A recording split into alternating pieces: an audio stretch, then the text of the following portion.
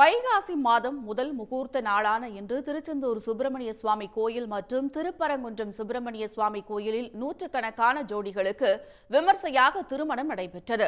முருகனின் அறுபடை வீடுகளில் இரண்டாம் படை வீடான திருச்செந்தூர் சுப்பிரமணிய சுவாமி கோயிலில் வைகாசி மாதம் முதல் முகூர்த்த நாளான இன்று பல்வேறு மாவட்டங்களிலிருந்து ஏராளமான திருமண ஜோடிகள் வருகை தந்திருந்தனர். குறிப்பாக தூத்துக்குடி, விருதுநகர், கன்னியாகுமரி, திருநெல்வேலி, மதுரை, சென்னை உள்ளிட்ட மாவட்டங்களில் இருந்து வந்திருந்த 100 ஜோடிகளுக்கு கோவில் வளாகத்தை சுற்றிலும் திருமணங்கள் விமர்சையாக நடைபெற்றன.